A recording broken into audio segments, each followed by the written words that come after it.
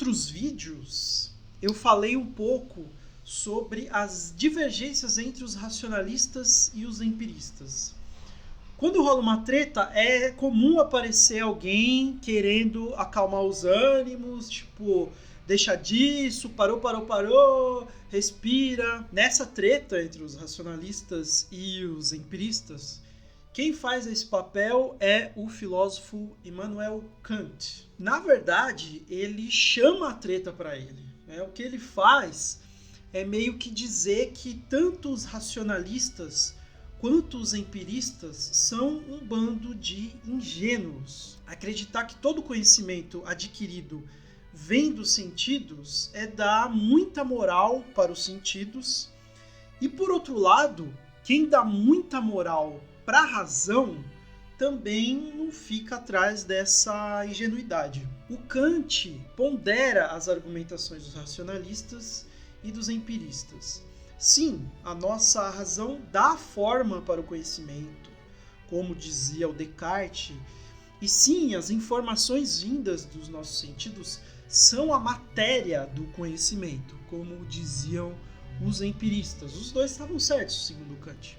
O que o Kant faz, em meio a essa treta aí, é afirmar que tanto a razão quanto a sensação agem juntas na construção do conhecimento. As informações vindas dos nossos 5 sentidos não são nada sem a razão, que organiza, dá forma para elas, e ao mesmo tempo a razão não é nada se não tiver algo para organizar e dar forma. Uma pilha de um polo só, ela não existe. É meio essa a ideia e a crítica que ele faz a essas duas correntes de pensamento. A pilha precisa ter os 2 polos para funcionar. Então, pensando na formação do conhecimento por meio desses 2 aspectos, o Kant vai nomear o primeiro aspecto como sensibilidade e o outro aspecto como entendimento. A sensibilidade é a faculdade ou capacidade de receber as informações por meio dos 5 sentidos, e o entendimento é a faculdade ou capacidade de produzir os conceitos a partir dessas informações. Pronto, tranquilo, não tem por que dividir as duas coisas. Uma precisa da outra e nós somos formados então por elas. E sobre a gente nascer com algumas informações de fábrica, ou sermos uma folha em branco que vai sendo preenchida ao longo da vida. O que dizia o Kant? A primeira ideia é a dos racionalistas, que nós nascemos com certas ideias de fábrica. E a segunda é dos empiristas, que não, nós nascemos com folha em branco e a gente vai preenchendo essa folha com as experiências sensíveis. O Kant dizia que toda a informação do mundo exterior, ela chega até nós por meio de formas prontas. Essas formas são o espaço e o tempo. Tudo, absolutamente tudo que nós identificamos no mundo possui espacialidade e temporalidade. Pensa nas expressões que você utiliza para se referir ao mundo exterior. Em cima, embaixo, ao lado, antes, depois, durante. De onde vem essa forma de interpretar as coisas? De onde vêm essas palavras, essas noções? O Kant diria que essas formas já se encontram na razão. É por meio delas que nós conseguimos perceber o mundo. Fora delas, nenhum conhecimento sobre o mundo exterior é possível. Ele chamava isso de formas a priori da sensibilidade. Esse a priori significa aquilo que vem antes, que é o pressuposto para que essa capacidade, no caso a sensibilidade, seja possível. Tem também as formas a priori do entendimento, que são 12, mas eu vou destacar 2 aqui, que são causalidade e existência. Quando eu digo isto é uma árvore, Estou afirmando que a árvore possui uma existência. Quando eu digo onde há fumaça, há fogo, eu estou afirmando que o fogo é a causa da fumaça. Essas afirmações sobre coisas que existem ou coisas que são causas de outras coisas são conceitos que não surgem com a experiência.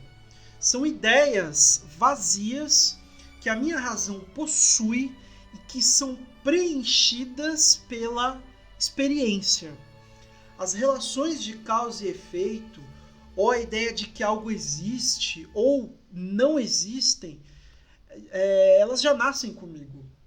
Eu só preciso preencher esses conceitos com as informações das minhas experiências sensíveis. Dizia Kant, abro aspas, nenhum conhecimento em nós precede a experiência, e todo conhecimento começa com ela.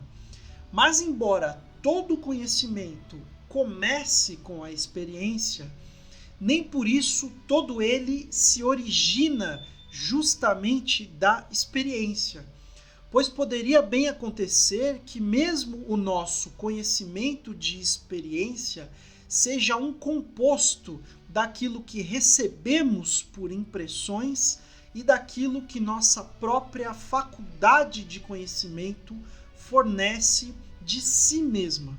Tais conhecimentos denominam-se a priori e distinguem-se dos empíricos, que possuem suas fontes a posteriori, ou seja, na experiência. E afinal, o que o Kant pretendia ao dizer essas coisas? A meta do Kant era a mesma do Descartes e dos empiristas, que era responder à questão sobre o que é possível conhecer e como é possível conhecer. O desafio para todos esses pensadores era de elaborar uma ciência que produzisse conhecimento seguro, livre de dogmas e do julgamento da fé. Quando eu falo de causa e efeito, de existência, há informações disponíveis no mundo capazes de preencher esses conceitos. A árvore existe, onde há fumaça, há fogo. São experiências que dão conta dos conceitos de existência e causalidade. Mas e as ideias que não encontram referência no mundo exterior? Tipo a ideia de Deus. Não existe experiência sensível que caiba nesse conceito. Sobre a ideia de infinito, eu tenho a experiência da infinitude no mundo. As nossas experiências sensoriais, elas são limitadas, né? Não há espaço para o infinito no mundo sensorial. E a liberdade? Existe a plena liberdade no mundo ou nós estamos sempre limitados a certas condições, não importa o quão livre nós sejamos? As ideias de Deus, infinito, liberdade e tantas outras chamadas de metafísicas são assim chamadas porque elas estão além da experiência possível. Elas são chamadas de noumenon, que é o oposto de fenômeno, que quer dizer aquilo que aparece.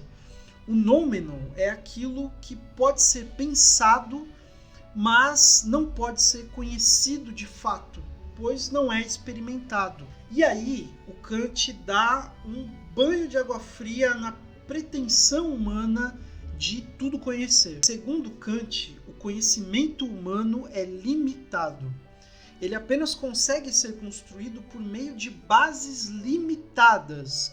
Por exemplo, as categorias sensíveis como espaço e tempo, ou os conceitos como de existência e causalidade. Tudo aquilo que escapar dessas condições não pode ser um objeto da ciência. Já ouviu falar no termo agnóstico?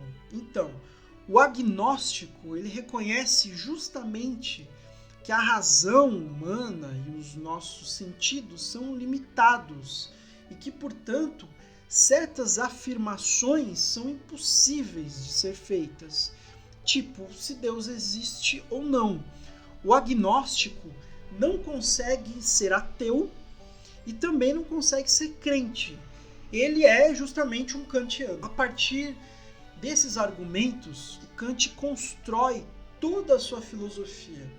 Basicamente, o que ele tenta fazer é delimitar o que pode ou não ser objeto para a ciência.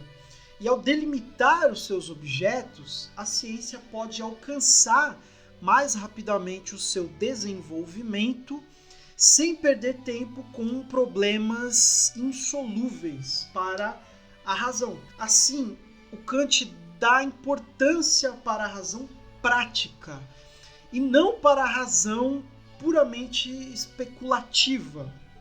O seu pensamento não discute apenas conhecimento, mas também tem as suas contribuições no campo da moral e da ética.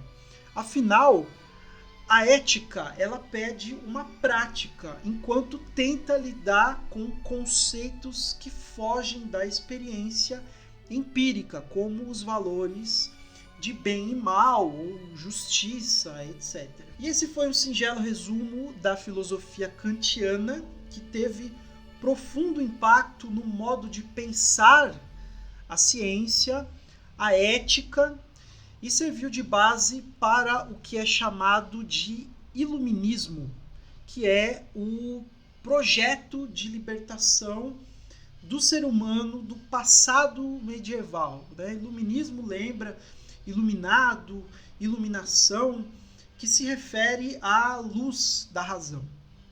Não é à toa que a Idade Média é chamada de Idade das Trevas. É justamente como o iluminismo resolveu se referir a ela para poder se contrapor. Enfim, é isso. Até mais.